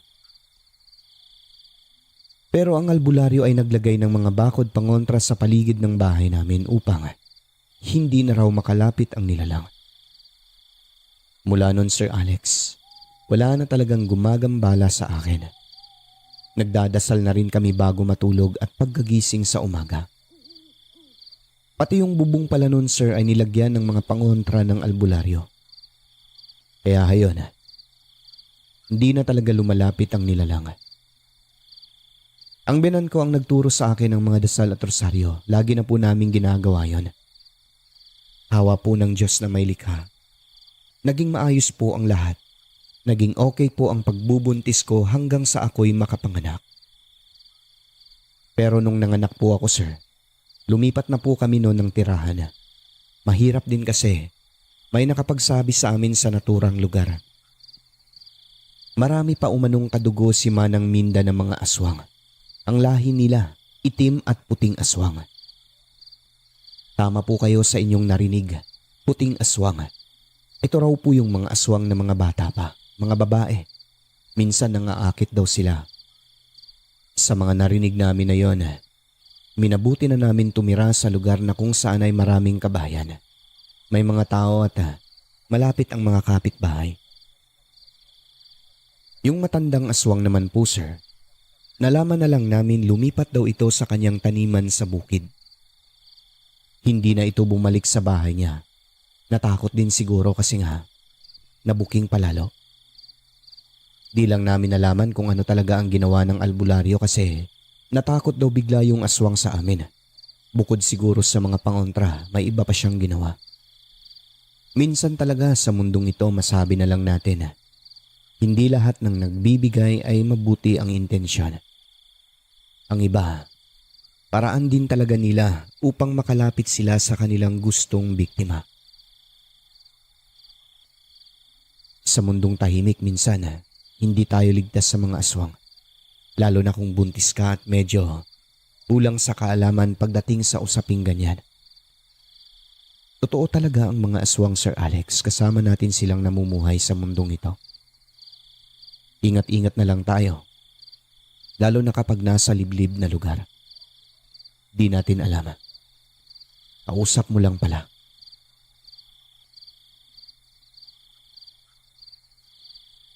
Marami akong narinig na kwento tungkol sa aswang sa baryo na yon. Naintriga ako sa puting aswang na sinasabi ng isang taga roon. Ang mga ganitong uri raw, Sir Alex, ay hindi mo basta-basta mahahalata. Kasi ang itsura nila malinis, maputi, at parang ordinaryong tao lamang, tapos nakakaakit daw sila. Ngunit kapag dumilim, tapos tahimik na ang paligid, saka lang lalabas ang tunay nilang kaanyuan. Ayon sa isang kabaryo namin doon na tawagin natin sa pangalang Igme, bata pa raw siya. May bigla na lang nawawalang hayop sa lugar na yon. Doon daw nag-umpisa ang pananalasa ng puting aswang. Dumating sa puntong mga bata at matatanda na rin ang mga nabiktima. May mga dayo nun sa lugar nila, aniya. Hindi na paghinalaan sa umpisa gawa ng mga bata pa sila at magaganda pa. Maayos ang itsura nila. Hindi pa nga nila nalaman na meron palang puting aswang sir eh. Ngunit may nakakita, isang residente noong kabilugan ng buwan. Naging aswang ang isang magandang dayo. Puting aswang na nambibiktima ng hayop at tao. Ayon kay Mang Igme, hindi niya masyadong pinansin ang mga kumakalat na tsismis noon. Hanggang sa sila na mismo ang pinuntirya. Una, alagang hayop lang. Hanggang sa tao na yung hinahanap. Isang gabi ng tag-init, 12:00, hindi pa rin makatulog si Mang Igme. Nagpapahangin lang daw siya habang nakatalikod sa bukas nilang bintana. Nang bigla na lang pong may hangin na dumamping sobrang lamig sa kanyang batok. Para umano itong may yelo. Tapos, nakaamoy siya ng malangsa. Pagtingin niya sa likuran, sa labas ng bintana, nakita niya po ang isang babaeng mahaba ang buhok. Puting-puti ang bestida at ang balat. Parang porselana sa kaputian ngunit ang mukha ay sobrang nakakapangilabot. Nakalutang sa hangin. Ang mga buhok ay nakataas na animoy may sariling buhay. Nakatingin ito sa kanya. Lumulutang lang pati ang mga buhok. Naakala mo, mga bituka. Gumagalaw daw talaga Sir Alex. Sobrang kaba ni Mang Igme noon. Hindi raw siya makakilos pero nung nagawa niyang mag-usal ng dasal sa isip ay doon pa lamang siya nakagalaw. Bigla umanong lumayo ang aswang. Siguro narinig ang mga usal niya sa isipan. May mga aswang daw na gano'n, takot sa dasal. Dali-dali niyang sinarado ang bintana. Pagkatapos ay humiga na, pero hindi siya makatulog. Paikot-ikot daw siya sa kwarto. Sinisilip niya sa mga butas kung nandoon pa ba ang aswang sa labas pero wala na. Nawala na ito. Mula nun Sir Alex, hindi na siya nagbubukas ng bintana tuwing gabi at naniniwala na rin sa mga kumakalat na tsismis sa baryo na mayroong puting aswang. Dahil maging siya, nakita niya rin po ito. Puti nga, pero nakakatakot ang hitsura. Ayon sa kanya, mukhang hindi daw siya puntirya talaga ng aswang. Siguro tinakot lang. At siguro hindi talaga siya magawang saktan dahil ito pong si Mang Igme ay madasalin na tao. Kahit saan siya makarating, kahit sa gubat. Bago niya simulan ang kanyang gagawin ay nagdadasal daw talaga siya. Isa pang hinala niya, baka hindi daw talaga siya trip ng aswang. Kasi pala kaibigan din siya na tao. Marami siyang kaibigan sa baryo. Mapaaswang man o di kilalang tao, kaibigan niya eh. Ngunit matapos ang karanasan niya na iyon, na talaga namang ayon pa sa kanya, lahat ng balahibo niya ay tumindig talaga. Ay hindi na po siya nagpapakampante sa mga kinakausap niya sa paligid na hindi kilala, lalo na kapag dayo lamang sa lugar. Pagkat ang nakita niyang puting aswang, isa sa mga dayo sa kanila. Pero noong nagkalat na masyado ang tsismis sa lugar sir at may nanunugis na rin ng aswang, bigla na lang daw naglaho ang mga dayo na iyon. Ang mga dayo na mga kadugulang umano ni Manang Minda na kapitbahay namin na aswang na minsan na rin nagbalak sa akin ng masama. Ngunit sa awa ng Diyos ay hindi po nagtagumpay. Dahil sa mga karanasan namin na ito Sir Alex, nagbago po yung paniniwala namin ukol sa mga aswang. Totoo talaga sila. Kaya mag-iingat tayo lalo na ang mga buntis. Huwag po tayo basta-basta kumausap sa mga taong hindi po natin masyadong kilala. Na baka mamaya, nagpapanggap lang yan. naghahanap lang ng paraan upang makalapit sa iyo at may sakatuparan ang masama nitong balak. Kaya mag-iingat kayo, lalo na ikaw.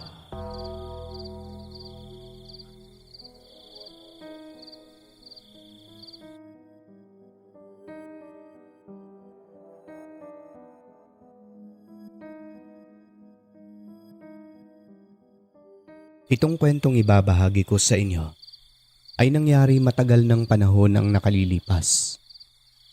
Naninirahan kami sa isang liblib na lugar noon. Binansagan po ito na lugar ng mga aswang. Lahat ng mga naninirahan ay mga aswang. Maliliit pa lang kami, nakatikim na po kami ng karne ng tao. Hinahatiran kami ng mga kamag-anak namin, minsan dala mismo ng aking lolo. Hindi ko lang alam kung saan galing ang mga yon, pero habang lumalaki ay nalaman namin na mga karne umano ng dayo yon. Pinakatay at ginagawang pagkain ng mga nakatira na puro aswang sa lugar namin. Pinakaayaw ng angka namin, yung mga taong magtotroso na napapadpad sa gubat namin doon at namumutol ng kahoy. Sigurado may makakatay daw talaga sa kanila. Bukod doon, nangyayari talaga isang beses isang taon, tuwing araw ng fiesta sa baryo, na may nakakatay na dayo. Nag-iisang anak ako at ang mga magulang ko ay pagbubukid ang trabaho. Inaamin ko po aswang din ang mga magulang ko, pero hindi naman po ibig sabihin na dahil sa aswang sila ay masama na. Tulad ng iba, ay naghahanap buhay din at hindi lahat ng oras kumakain ng karne ng tao. Isang beses lang yun sa isang taon at hindi po kami pumapatay ng tao. Sadyang hinahatiran lang ng karne dahil bahagi umano yun sa pagdiriwang ng kafiestahan. Ngunit habang ako'y lumalaki, naiintindihan ko kung bakit ganon. Naisip ko na hindi ako nababagay sa lugar na ito, kaya nakapagdesisyon akong umalis sa lugar namin. Isinumpa ko talaga sa aking sarili na hindi na ako babalik. Sa madaling salita, lumayas ako sa amin, pero hindi ito tipong layas diretsyo. Dinaan ko siya sa legal kung baga. Sa edad kong 29 anyos, nagpaalam ako sa aking mga magulang na makipagsapalaran sa ibang lugar. Nang sa gayon ay makatulong ako sa kanila, kako. Sigurado ka ba, anak? Baka masaktan ka lang sa syudad. Bakit naman po? Ang mga mayayaman, mababa ang tingin nila sa tulad nating isang kahig isang tuka. Hindi naman po siguro lahat, tay. At saka syempre, doon po ako sa mabait na amo. Ano naman ang balak mong trabaho? Hindi ka naman nakapagtapos ng high school. Kahit kargador lang tayo sa palengke. Nay, okay na po yun basta may sahod. O sige, basta huwag mo kalimutan umuwi dito lagi sa lugar natin, ha? Lalo na kapag fiesta. Alam mo namang paborito ka ng lolo mo. Hahanapin ka nun. Opo, itay. Salamat po. Pumayag naman ang aking mga magulang, kaya masaya ako. Ngunit nagtaka ako, umayaw ang lolo ko. Na nung mga panahon na yun, nasa mga 75 anyos na siya, 75 years old. Nalaman ko na lang na may mabigat na rason kung bakit ayaw niya akong malayo. Narinig ko ang pinag-usapan nila kinagabihan lang noon sa ilalim ng kawayanan na tambayan ng aking lolo. Matanda na ako, Lydia. Alam mo naman kung sino ang susunod sa akin. Hindi naman aalis si Kaloy kundi magtatrabaho lang sa syudad. Tumahimik na lang ang lolo ko. Halatang labag sa kanyang kalooban. Ang sabi ni nanay, huwag siyang mag-alala. Hindi naman daw ako mawawala . Ang lolo ko ay matanda na pero malakas pa siya sa kalabaw noon, lalo na kapag gabi. Ang mga aswang kasi baliktad ang lakas nila. Sa araw mahina, ngunit sa gabi dyan sila aktibo at Talaga namang kahit matanda na, ay parang bata pa ang liksi ng kilos at pangangatawan. Nang marinig ko ang usapan nila, nalungkot ako pagkat ang ibig sabihin ng aking lolo ay ako ang magmamana sa pagiging aswang niya. Ito ang rason kung bakit iniwan ko ang aming lugar noon. Kaya nagimpake na ako, dala ang sapat na damit at konting perang aking naipon. Kahit na yun lang ang aking daladala, alam kong kulang na kulang. Talagang nagdesisyon ako na hindi na babalik sa aming lugar dahil ayokong maging katulad nila ng mga aswang. Ayoko na gaya nila ay kumakain ng karne ng tao. Masarap yon sa totoo lang, pero ng mga panahon na yon ay hindi ko pa alam na karne na pala ng tao. Pero sa paglisan ko na yon ay hindi ako nagpahalata. Bago ako umalis, dinasalan ako ng aking lolo. Pinapikit niya ako sa kwarto niya at meron siyang binulong na mga orasyon na hindi ko alam kung ano ang ibig sabihin. Ngunit ang pagkakaalam ko ayon na rin sa aking lolo. Dasal daw para maprotektahan ako saan man magtungo. Ngunit ibang dasal pala. At nga pala, hindi po nagdadasal ang aking pamilya gaya ng dasal ng mga Katoliko o kung ano pa man dyan na relihiyon. Iba po ang sinasamba nila, ibang Diyos. At nung makaalis na ako sa amin, ay hindi basta sa syudad ang aking tinungong lugar gaya ng paalam ko sa kanila. Kung marunong kayong tumingin sa mapa, tignan nyo. Mula Dueñas, Iloilo, ay naglakbay po ako papunta sa kabilang isla. Dinala po ako ng aking mga paa sa Bukidnon. Nagpasabit-sabit lang ako sa mga jeep noon. Nagtitipid ako ng pera. Ilang beses akong binigyan ng pagkain dahil may mga naawa sa akin pagkat may mga gabi na natutulog ako sa kalye. Nasabi ko na lang, hindi naman pala lahat ng tao sa syudad ay masama, gaya ng sabi ng aking mga magulang. At yun na nga, nakarating ako sa Bukidnon. Sinumpa ko sa aking sarili na hindi na talaga ako babalik sa lugar namin.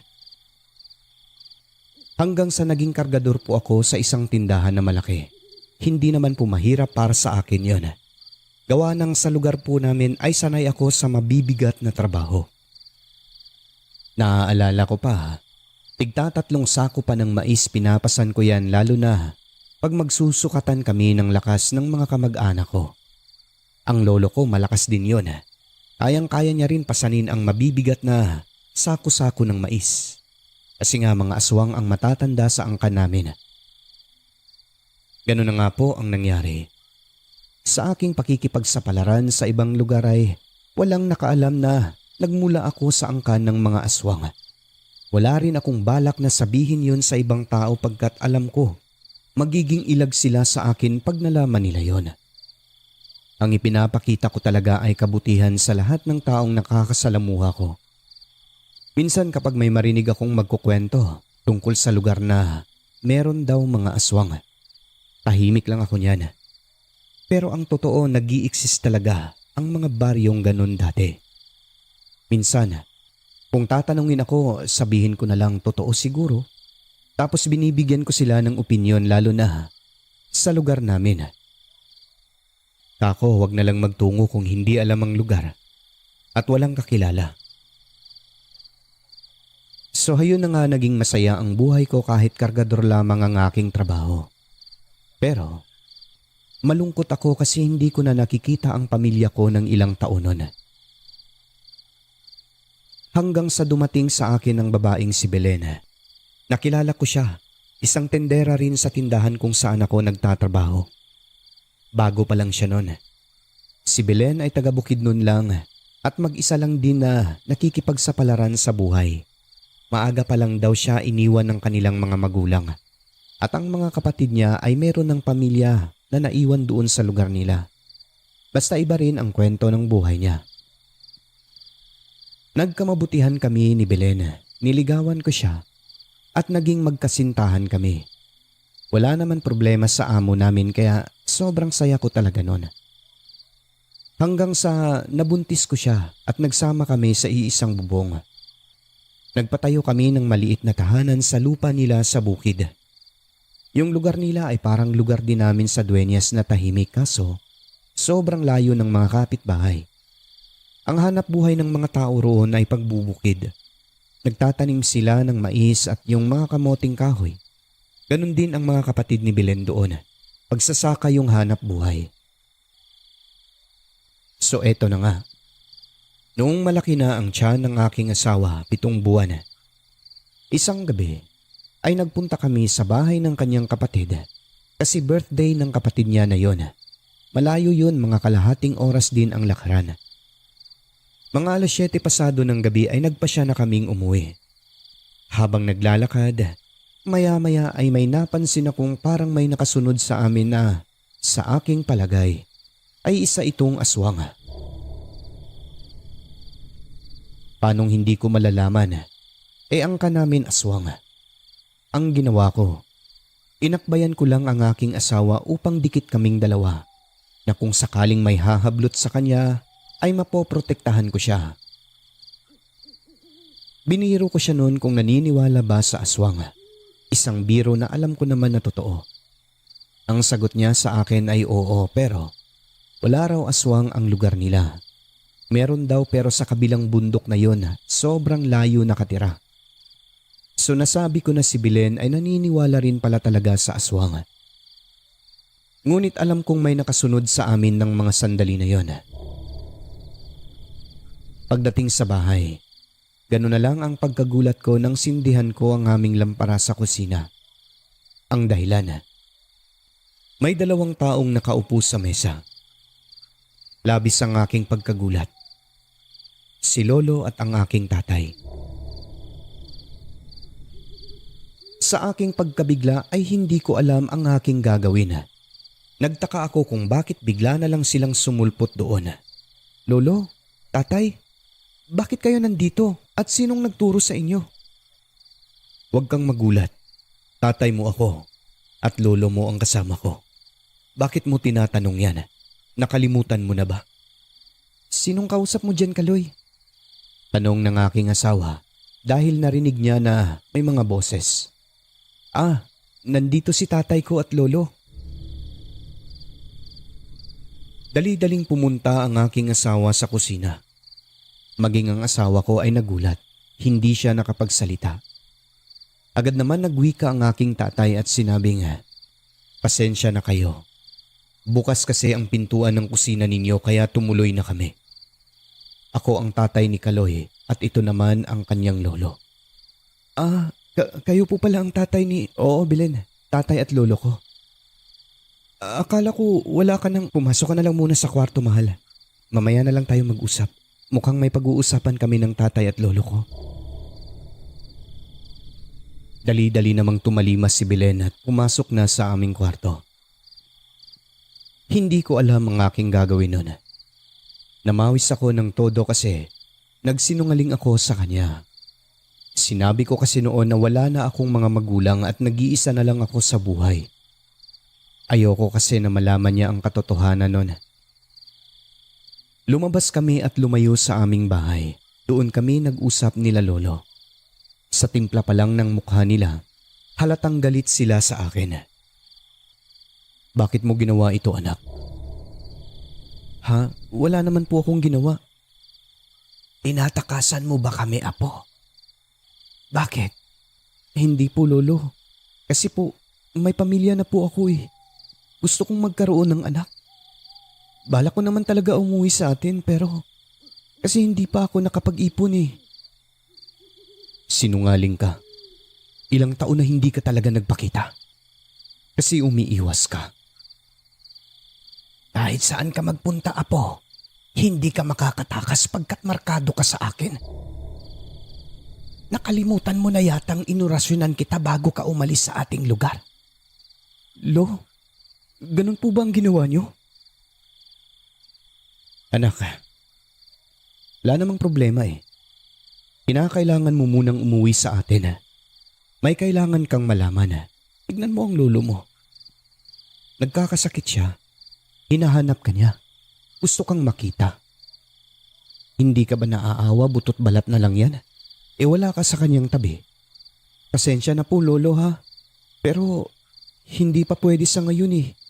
Malapit na po ang kabuwanan ng asawa ko. Pagkasabi ko ng gano'n biglang bumalasik ang mga mukha nila. Galit na galit sa akin na parang gusto nila akong kainin. Ayaw mo? O kakainin namin ang mag-ina mo? Huwag naman po lolo. Huwag naman po. Pues, huwag kang magmatigas. Huwag kang magmatigas, apo. Pasensya ka na. Bumalik sa normal ang boses ng aking lolo. Nagsalita naman ang aking tatay at sabi niya, pagkatapos mo sa atin anak, pwede ka naman bumalik agad dito eh. Talaga po? Siyempre naman. Alangan naman hayaan mo yung mag-ina mo. Sige po, kakausapin ko po ang asawa ko basta huwag niyo po silang saktan. Makakaasa ka. Makakabuti sa inyo ang desisyon mo anak. Huwag mo kaming biguin anak. Kung ayaw mong mapahamak ang mag-ina mo. Opo tay. Sa susunod na linggo ay kabilugan na ng buwan. Kailangang nasa bahay ka na. Sige po. Matapos namin mag-usap ay umalis na sila. Nagtaka naman ang asawa ko dahil hindi man lang nagpaalam ang aking tatay at lolo. Tapos saan daw sila sasakay? Ang layo-layo ng lugar na yon. Sinabi ko na lang sa kanya na sanay sa mahabang lakaran ang aking tatay at lolo. Sa ganun katanda, kaya pa ng lolo mo? Oo mahal kong Belen. Kayang-kaya pa ng lolo ko. Umiyak ang asawa ko noon kasi anong klaseng anak daw ako? Bakit ko itinakwil sa kanya ang mga magulang ko? Halos hindi ako makapagsalita. Hindi ko masagot ang mga tanong niya. Humingi na lamang ako ng patawad. Hindi ko alam kung anong irarason dahil ayoko talagang malaman niya ang buong katotohanan tungkol sa aming pamilya. Nagpaalam na ako sa kanya na uuwi na. Mabuti na lang at pumayag siya. Pansamantala, kinausap namin ang kanyang kapatid at doon muna siya tumuloy. Gustong sumama ni Belenon pero hindi talaga ako pumayag dahil ang sabi ko, sobrang layo ng aming lugar. Delikado. Baka mapahamak lang ang anak namin. Emergency kasi, kinakailangan ko talaga raw umuwi. Pero pangako mahal, babalik ako para sa iyo at sa anak natin. Ayaw niya, umiiyak siya pero sa huli ay napapayag ko rin ang aking asawa. Natatakot na ako dahil alam kong ito na yung ayaw kong mangyari sa aking buhay. Ngunit wala akong magagawa dahil ayoko ring mapahamak ang aking mag-ina. Mas pipiliin ko pang ako ang mamatay. Wag lang ang aking mahal sa buhay. Umuwi na ako sa amin at pagdating doon, hindi nga ako nagkakamali sa aking naisip na rason. Galit na galit ang aking pamilya pati mga kadugo. Bakit ilang taon daw akong hindi nagpakita? Bakit ako tumakas na alam ko naman na ako lang ang magmamana sa binhi ng pagkaaswang ng aking lolo? Ang lolo ko ay nakaratay na sa kama. Takang-taka kayo kung bakit nakarating pa siya sa lugar namin sa Bukidnon kasama ang aking tatay. Yun po ay dahil aswang sila. Kahit nakaratay na sa katandaan ang isang aswang, pagsapit ng gabi lalo na kapag kabilugan ng buwan, ay babalik ang lakas nila at kaya nilang lumipad kahit nasa malayo ka pang probinsya. Kaya nila ako natunton ay dahil sa marka ng aking lolo sa akin. Doon ko lang napagtanto na wala pala talaga akong magagawa kahit saan man ako magtago, kahit sa malalayong lugar pa. Maliban na lang siguro sa ibang bansa. Siguro, hindi na nila masusundan. Natuntun po talaga ako ng aking lolo dahil markado na pala ako sa kanya sa pamamagitan ng mga orasyon na kanyang binulong sa aking ulo bago ako lumisan sa aming lugar Ilang taon na ang nakalilipas. Ang hindi ko alam, ilang taon din pala ako nilang sinusundan lang. At yun na nga, sinabi ko sa kanila na maawa naman sila sa mag-ina ko. Paano na lang sila kung magiging aswang ako? Sagot naman ng aking tatay, wala akong magagawa kundi sundin ang nakatadhana. Kung susuwayin ko raw ang kagustuhan ni Lolo, agad-agad mamamatay ang mag-ina ko. Umiyak na lang ako, humagulgol, lumuhod pero wala talaga akong nagawa. Kung ginusto lang daw nila, matagal nang patay ang aking mag-ina. Pero naawa sila sa akin kaya binigyan nila ako ng pagkakataon. Matagal na pala akong binibisita ng aking lolo, nanay at tatay nang hindi ko man lang napapansin. At yun na nga po. Dumating na ang gabing nakatakdang pagsasalin. Ayaw at labag talaga sa aking kalooban ngunit wala akong magagawa. Ang lolo ko ay umupo mula sa pagkakahiga niya sa kanyang higaan. Nagsalita siya at sinabing, ang pagdurusa ay parte na ng aming angkan. Maging ang mga normal na tao, may mga pagdurusa rin. Iba nga lang ang sa amin. Huwag kang mag-alala, apo, aniya. Saglit lang naman ito. Gustong gusto ko na magpahinga. Ilang sandali nun ay humiga siya. Pinalapit ako ni tatay sa tabi niya at pinaupo dahil may idadasal daw na mga orasyon ang aking lolo. Inilagay ni lolo ang kanyang palad sa aking ulo at yun na nga, nagbulong na siya ng mga orasyon at inihip sa aking mukha. Matapos noon, hindi ko na alam ang mga sumunod na nangyari. Dahil nakatulog ako bigla-bigla. Nagising na lang ako kinabukasan na. Wala na ang aking lolo, dinala na o pinaimbalsa mo na. Ang napansin ko lang noon, yung lalamunan ko ay para bang may malapot na mga laway. Kinagabihan noon ay ibinalik ang aking lolo. Nakahimlay na ito sa kabaong. Pinaglamayan na siya. Ang mga nakiramay puro rin mga aswang. Sa tuwing maglalakad ako sa labas, tumitingin silang lahat sa akin. Tinanong ko ang aking tatay. Ang sagot niya, wala naman daw nangyari sa akin eh. Dinasalan lang daw ako. Aswang na ba ako, tay? Tanong ko pa. Hindi. Okay ka lang, anak. Pwede kang bumalik sa mag-ina mo sa susunod na araw pagkatapos ng libing. Masayang wika ng aking tatay. Sumagot ako, salamat po, tay. Pagkatapos ng libing, agad akong bumiyahe pa uwi sa lugar ng aking asawa. Inakala ko talaga na okay lang ako noon. Nagtaka na lang si Belen. Lagi ko siyang inaaya na magsimba. Hindi naman daw ako ganun dati. Anong nangyari sa iyo? Bakit ka pinauwi agad? Yung lola ko kasi namatay. Yun pala ang dahilan. Oo. Nagsinungaling na lamang ako sa kanya. Dahil ayokong malaman ang katotohanan. Akala ko wala talagang nangyari sa akin gaya ng sabi ng aking itay pero dito na nagsimula ang kalbaryo. Mga bagay na kinatatakutan ko talaga na mangyari sa aking buhay. Nagsimula akong hindi makatulog. Walang ganang kumain ng kahit na anong masarap. Pinatayan pa ako ng manok. Pero mas gusto ko pang sipsipin ang dugo nito kesa sa lutuin yung mga laman.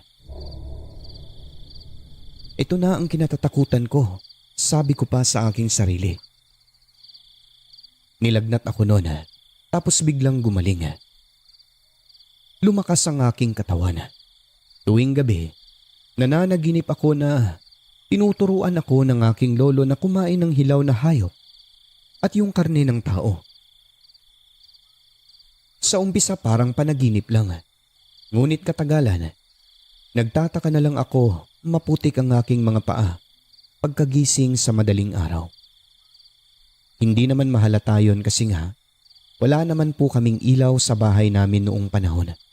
Lampara lang, minsan wala talaga. Kaya pag napansin kong may putik, hinuhugasan ko kaagad ito para hindi makita ng aking asawa at baka magtaka siya kung bakit may mga putik ang aking paa. Sa totoo lang, hindi ko alam saan galing ang mga putik na yon. Kasi nagigising na lang ako minsan na nakaupo na sa kusina namin. Magtataka na lang ako bakit ako nandoon sa sulok. At bakit bukas na ang pintuan gayong 2:00 pa lang naman ng madaling araw at tulog na tulog ang aking asawa. Napaiyak na lamang ako noon dahil nalaman ko sa aking sarili na ganap na akong aswang. Hanggang sa nalaman na rin ito ng aking asawa dahil isang umaga nasaksihan niya talaga. Kinakain ko sa kusina ang manok na hilaw. Hindi ko alam kung kanino yon. Yung may mga balahibo pa talaga na manok at kulay puti. Nagtaka na lang ako, umiiyak ang asawa ko habang nanunood sa akin. Nung mahimasmasan ako, inamin ko na sa kanya ang lahat. Lahat. Humingi ako ng tawad sa kanya at sa Panginoon. Patawarin mo ako, Belen. Wala akong nagawa. Iwan niyo na lang ako. Uuwi na lang ako sa amin. Sabi ko sa kanya. Natatakot ako noon na baka makunan siya. Malapit ng manganak ang asawa ko. Hindi, may paraan pa. Sagot niya sa akin. Nagtanong ako kung anong paraan. Ang sagot niya, albularyo. Naghanap siya noon. Ngunit sa kasamaang palad tumanggi ang lahat na nilapitan namin. Kawawa raw si Belen na asawa ko lalo pa. Buntis siya at malapit ng manganak. Mamamatay raw kasi ako kung pipilitin na magpagamot. Huli na raw ang lahat. At saka hindi basta-basta ang nasa katawan ko. Pamana pa ng angkan na aswang. Kung gagawin, lahat sila pare-pareho ang sagot. Mamamatay ako. Ang nangyari nung manganak ang aking asawa, naghiwalay kami. Ayoko rin na mapahamak ang mag-ina ko dahil hindi ko alam ang aking ginagawa. Minsan nababanguhan na nga ako sa sarili kong anak. Baka isang araw, sila naman ang mapahamak. Kaya minabuti ko na talaga na magpakalayo-layo na lang. Nagsakripisyo. Bukod pa doon, inihiwalay din talaga ako sa aking asawa ng mga kapatid nito. Magmula noon, hindi ko na sila nakita. Hindi na rin ako nagbalak na magpakita pa sa mag-ina ko. Yun po ang kwento ng aking lolo Sir Alex na talaga namang nakakamangha rin sa mga sakripisyong ginawa niya para sa kanyang anak at asawa. Kahit aswang ang lolo namin, proud kami sa sakripisyong ginawa nito. Na kung hindi dahil sa kanya, wala rin kami na mga apo. Alam kong mahal niya kami kaya mas pinili niyang magpakalayo-layo. Ayon sa kwento ng aking nanay, kaya raw kami binigyan ng mga pangalang mababasa sa Biblia, Sir Alex, ay dahil sa karanasan ng aming lolo Kaloy na kahit bali-baliktarin man ang mundo ay nanggaling kami sa dugo niya. Kaya kahit ganun ang naging karanasan ng aming lolo na yon, proud na proud kaming mga apo sa kanya. Hindi ko makakalimutan, ayon kay nanay, kwento ng aming lola. Sinabi ni lolo na mabuti pang siya na lang ang mamatay, wag lang ang kanyang mga mahal sa buhay. Kaya nagsakripisyo siya at hindi na talaga nagpakita.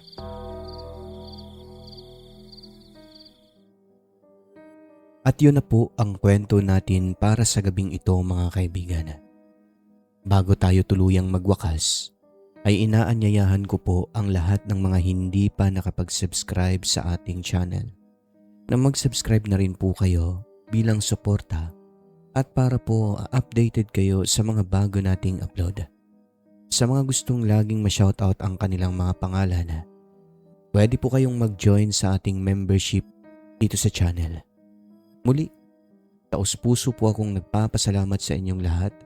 Magandang gabi. Huwag kalimutang tumawag sa taas. I love you all.